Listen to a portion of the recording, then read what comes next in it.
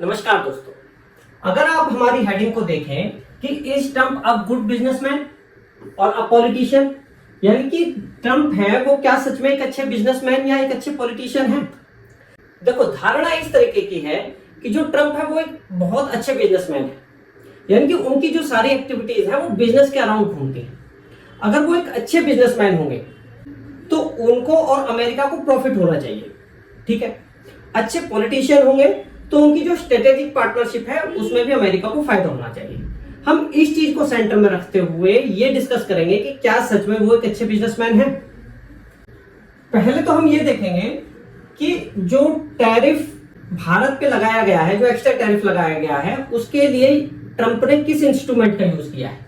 पहले पॉइंट में हम ये बात करेंगे। फिर हम ये बात करेंगे कि जो टैरिफ लगाया है उससे जो लॉस हुआ है, या फिर अभी की कंडीशन में जो यूएस को ट्रेड लॉस हो रहा था और टैरिफ लगाने के बाद जो अपॉर्चुनिटीज यूएस के हाथ से गई हैं उसकी जो कॉस्ट है उसमें कितना डिफरेंस है, ठीक है।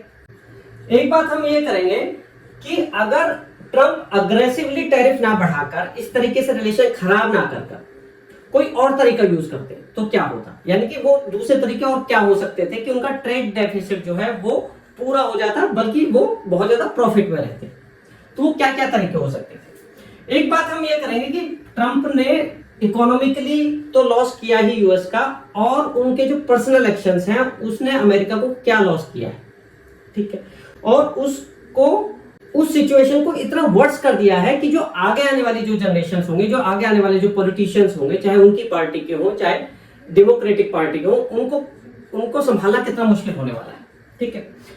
एक हम बात ये करेंगे कि अगर उनको प्रेशर डालना भी था ट्रंप को तो उनके पास क्या तरीके थे, वो किस तरीके से प्रेशर भारत पे डाल सकते थे कि उनका ट्रेड डेफिसिट भी पूरा होता और अमेरिका को फायदा भी होता। देखिए, ये जो थॉट है, ये जो पॉलिटिकल जो एनालिस्ट है या जो इकोनॉमिस्ट है ना, ये उनके थॉट हैं। मैं उनके थॉट्स को कन्वे करने की कोशिश करूंगा। तो सबसे पहले हम उस लॉ की बात करते हैं जो अमेरिका में जो लॉ है जिसके अंडर भारत पे टैरिफ लगाया गया है। उस लॉ का नाम है IEEPA, यानी कि international emergency economic power act. जैसे कि ये लॉ ही अपने आप में बता रहा है कि ये इमरजेंसी में लगाया जाता है और ये इकोनॉमिक पावर एक्ट है, ठीक है। यानी कि फाइनेंस से रिलेटेड ये एक्ट है।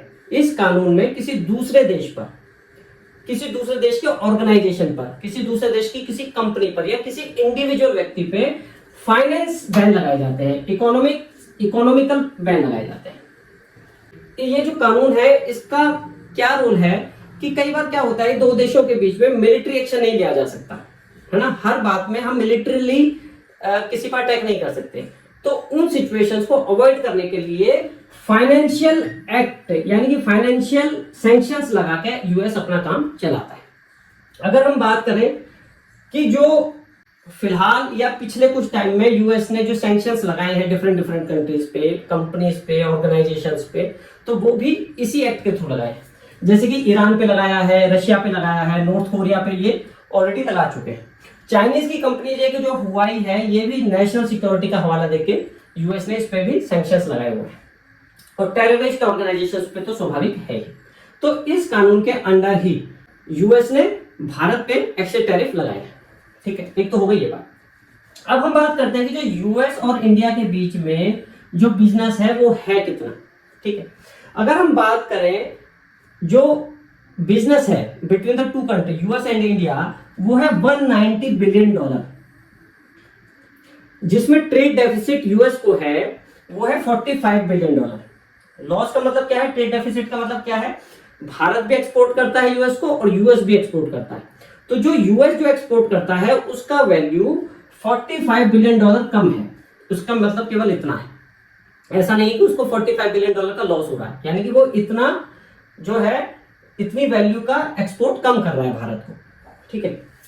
अब इसको अगर हम जीडीपी की टर्म में देखें, यूएस की इकोनॉमी की टर्म में देखें, तो यूएस की जो इकोनॉमी है वो है $28 ट्रिलियन। भारत की कितनी इकोनॉमी थी, 4.2 के लगभग, $4.2 ट्रिलियन के लगभग है। उससे लगभग 7 गुना यूएस की इकोनॉमी है, $28 ट्रिलियन।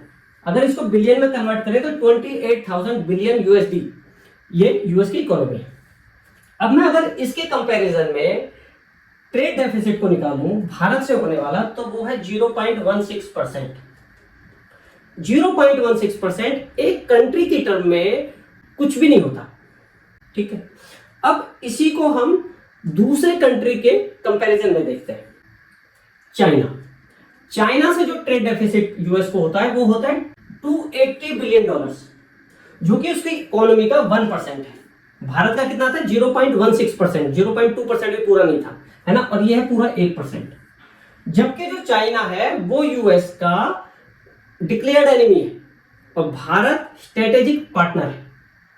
भारत मित्र देशों की श्रेणी में आता है, जबकि चाइना एनिमी कंट्रीज में आता है। तो जो ये वाली बात है कि भाई हम ट्रेड को कम करने की बात कर रहे हैं, भारत से जो ट्रेड डेफिसिट है उसको कम करने की बात कर रहे हैं, तो वो यहां पे ना कॉन्ट्राडिक्शन नजर आता है। जिससे लॉस ज्यादा है, जो तुम्हारा एनिमी है उस पर अभी तक ध्यान नहीं दिया गया है, उस हिसाब से ध्यान नहीं दिया गया है जितना कि भारत पे दिया गया है, ठीक है। अच्छा, अब जो अच्छा बिजनेसमैन है वो केवल ये नहीं होता कि एक बार बिजनेस किया, एक बार प्रॉफिट कमा लिया। अच्छा बिजनेसमैन वो होता है जो लगातार बिजनेस करता है किसी भी कस्टमर के साथ और लगातार अर्निंग करता है, वो अच्छा बिजनेसमैन है, एक बार वाला नहीं। अब देखो, भारत से जो बिजनेस के प्रोस्पेक्ट्स है यूएस के अगले 10-15 सालों में, वो कितने?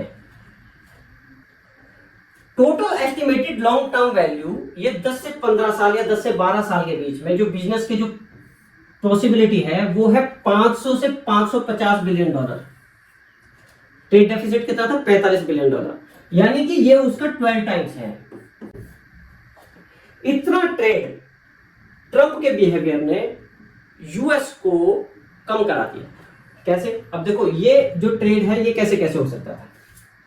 सबसे पहले डिफेंस कॉर्पोरेशन। डिफेंस में भारत को फाइटर जेट खरीदने होंगे, ड्रोन्स खरीदने होंगे, हेलीकॉप्टर्स खरीदने होंगे, defence system, air defence system उसका अरेंजमेंट करना होगा, नेवल डिफेंस सिस्टम का अरेंजमेंट करना होगा, जेट टेक्नोलॉजी, जेट इंजन की जो टेक्नोलॉजी है वो बनानी होगी, वो ट्रांसफर करवानी होगी या फिर वो खरीदनी होगी। तो ये जो डिफेंस सिस्टम है, इससे जो ये बिजनेस है ये $100 बिलियन अगले 7-8 सालों में, इतने बिजनेस की जो पॉसिबिलिटी थी भारत के साथ, ठीक है। अब इसमें क्या कॉम्प्लिकेशंस है, यूएस को ऑर्डर्स क्यों नहीं मिल पाते इतने, वो एक अलग इश्यू है जो हम आगे चल के आगे की स्लाइड्स में डिस्कस करेंगे। लेकिन ये पोटेंशियल है ना। ट्रेड डेफिसिट कितना था वो ध्यान रखना, $45 बिलियन, और ये कितना है? $100 बिलियन। आगे चलिए, भारत का अभी जो ध्यान है वो किन किन चीजों पे है? वो है सेमीकंडक्टर्स पे, आर्टिफिशियल इंटेलिजेंस पे, साइबर डिफेंस पे, ठीक है। और ये इंडस्ट्री डिफेंस इंडस्ट्री से भी बड़ी है। इसका जो कॉस्ट है, इसकी जो पार्टनरशिप की जो पॉसिबिलिटी थी वो $150 बिलियन की। इसमें कोई शक नहीं है कि इस फील्ड में यूएस भारत से काफी आगे है और भारत को यूएस के साथ जो पार्टनरशिप है उसके करने की जरूरत पड़ती है। देश और भी है, लेकिन अगर यूएस अपना अच्छा रिलेशन रखता, अच्छा व्यवहार रखता, तो इतनी पॉसिबिलिटी है, ठीक है। और वो कितना था ट्रेड डेफिसिट? $45 बिलियन, ठीक है। तीसरी जो इंपॉर्टेंट चीज है जो यूएस की कंपनियां भारत को प्रोवाइड करा सकती थी, ट्रेड डेफिसिट कम कर सकती थी, energy and infrastructure. Energy, Bharat को liquid natural gas, clean energy, है ना, इसकी बहुत ज्यादा जरूरत है। आने वाले टाइम में ये जरूरत और बढ़ेगी। मैं ट्रेडिशनल एनर्जी की बात नहीं कर रहा हूं, मैं क्लीन एनर्जी की बात कर रहा हूं, मैं न्यूक्लियर पावर जो प्लांट्स है, न्यूक्लियर पावर एनर्जी की बात कर रहा हूं, है ना। तो इस तरीके की जो इस फील्ड में यूएस हमसे अभी बहुत आगे है। तो इन चीजों को कवर करते हुए यूएस अपना ट्रेड डेफिसिट कम क्या, वो हमसे बहुत ज्यादा बढ़ा देता। अच्छा, जो छोटे छोटे सेक्टर्स है, फार्मा है, आईटी है, एग्रोटेक है, ये $50 बिलियन इसकी कॉस्ट होती। और एक बहुत इंपॉर्टेंट चीज क्या होती, जो चाइना से जो यूएस की कंपनियां उठ के भारत में आती, यानी कि जो सप्लाई चेन शिफ्ट होता, तो वो भी तो अर्न करता। तो उसका जो बिजनेस था वो $120 बिलियन। कौन कौन सी कंपनियां उठ के आ सकती है? टेस्ला, बोइंग, एप्पल, ऐसी बड़ी बड़ी कंपनी, है ना। तो ये बिजनेस अमाउंट जो है, जो ये जो ट्रेड है उससे बहुत ज्यादा है जो अभी लॉस हो रहा है। तो कुल मिला के $500-550 बिलियन का भारत और अमेरिका में ऐसा बिजनेस है जिसपे अमेरिका का वर्चस्व है। अच्छा, एक जो अच्छा बिजनेसमैन है वो केवल वो ही नहीं होता जो केवल अर्न करेगा। अच्छा बिजनेसमैन ये भी ध्यान रखता है कि मेरा खर्चा कम हो, एक्स्ट्रा एक्सपेंसेस कम। अभी क्या है, जो इंडो पैसिफिक एरिया में जो सिक्योरिटी है वो भारत करता है, यानी कि भारत चीन के सामने अड़ा रहता है। अगर भारत हट जाए, है ना, अभी क्या है कि भारत अमेरिका का पार्टनर है ना, समुद्री सुरक्षा में चाइना के अगेंस्ट। अगर भारत हट जाए तो अमेरिका का खर्चा बढ़ जाएगा। कितना खर्चा बढ़ जाएगा? लगभग $80 बिलियन। तो ये सारा मिला के $600 बिलियन बैठता है, यानी $45 बिलियन आपको उसको कंपनसेट करने के लिए आपने इतना पुअर बिहेवियर किया कि आपने $600 बिलियन आपने दांव पे लगा दिया। तो ये जो एक अच्छे बिजनेसमैन के ये लक्षण नहीं है। एक बात तो ये हो गई। अमेरिका का ध्यान किस चीज पे है? अमेरिका नहीं कहूंगा मैं, बल्कि ट्रंप कहूंगा। ट्रंप का ध्यान किस चीज पे? एग्रीकल्चर, डेयरी प्रोडक्ट्स पे, है ना। इस पे अगर भारत की पब्लिक की बात करें या हम नॉर्मल बात करें तो सबको ऐसा लग रहा है कि डेयरी प्रोडक्ट्स और एग्रीकल्चर प्रोडक्ट्स की वजह से ये सारा बड़ा इशू है। लेकिन अगर आप इसकी कॉस्ट की टर्म में देखें तो इसकी कॉस्ट पता है कितनी है? फॉर एग्जांपल अगर हम यूएस को अलाउ कर देते हैं तो जो यूएस की कंपनियां भारत में जो माल बेचेंगी, भेजेंगी, उसकी कॉस्ट है केवल $1.2 बिलियन, जो कि $600 बिलियन के कंपैरिजन में कुछ भी नहीं है, नेग्लिजिबल है। ठीक है, कहने का मतलब ये है कि एक दो छोटी छोटी चीजों की वजह से, एक दो छोटे छोटे प्रोडक्ट्स की वजह से आप इतने बड़े बिजनेस को कैसे लॉस कर सकते हो? एक अच्छा बिजनेसमैन कैसे ऐसे कर सकता है? अब आ जाओ आगे। अब हम बात ये करेंगे कि अगर बिजनेस ही कंसर्न है तो यूएस को भारत से कैसे बिजनेस करना चाहिए था कि वो सारा ट्रेड डेफिसिट पूरा भी होता और यूएस भारत से कमाता भी। और ऐसा नहीं है कि ये पहले से नहीं होता है, अमेरिका शुरू से ही ऐसा करता है। कोई भी दो बिजनेस कंट्रीज हैं वो नॉर्मली ऐसा ही करते हैं। कंट्रीज के जो दो इंडिविजुअल बिजनेसमैन होंगे वो भी ऐसा ही करेंगे। कैसे? जो बिजनेस होता वो ना सेक्टर वाइज होता, यानी कि हम ओवरऑल बात ना करके यूएस भारत से सेक्टर वाइज बात करता। डिफेंस में, टेक्नोलॉजी में, स्पेस में, एनर्जी में, फार्मा में, आईटी में सेक्टर वाइज चलेगा। वो एज अ होलसेल मार्केट की बात नहीं करेगा, सेक्टर वाइज चलेगा।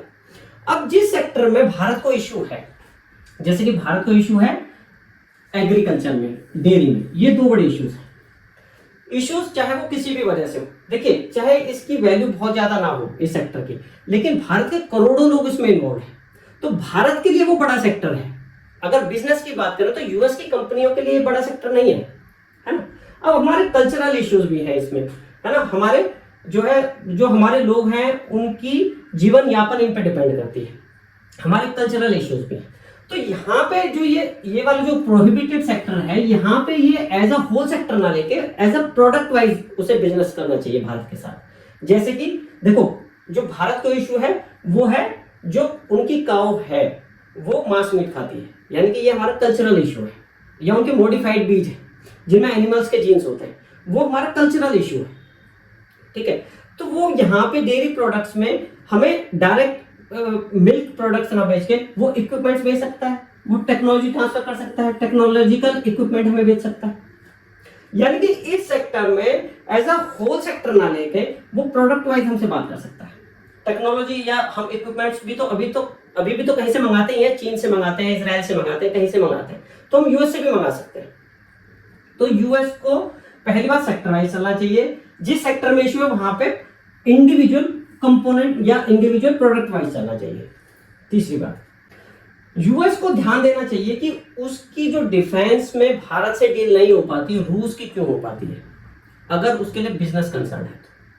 पहली बात, जो यूएस के इक्विपमेंट्स है, ये यूएस के जो हथियार है वो बहुत महंगे हैं, बहुत ज्यादा महंगे। एक तो उस पर उसे ध्यान देना चाहिए। इससे भी ज्यादा जो यूएस की जो कंडीशंस है, जो स्ट्रेटेजिक कंडीशंस है, वो बहुत ज्यादा है। जैसे कि हथियार बेचने के बाद यूएस की कंडीशन क्या रहती है कि जो हमारे जो हथियार है, वो क्या बोलेगा कि जो हमारे हथियार हैं आप इस कंडीशन में यूज करेंगे, इस कंडीशन में यूज नहीं करेंगे। इस देश के खिलाफ आप यूज कर सकते हैं, इस देश के खिलाफ आप यूज नहीं कर सकते। ठीक है, कहने का मतलब यह है कि जब आपने अपना हथियार बेच दिया, उसके बाद भी आप इतनी ज्यादा कंडीशंस लगाओगे तो जो दूसरा कंट्री है जो खरीदने वाला है वो अवॉइड करने की कोशिश करता है। ठीक है, एक कंडीशन अमेरिका क्या लगाता है कि वो हर साल इन्वेस्टिगेट करने आता है कि उसके हथियारों का मिसयूज तो नहीं हो रहा।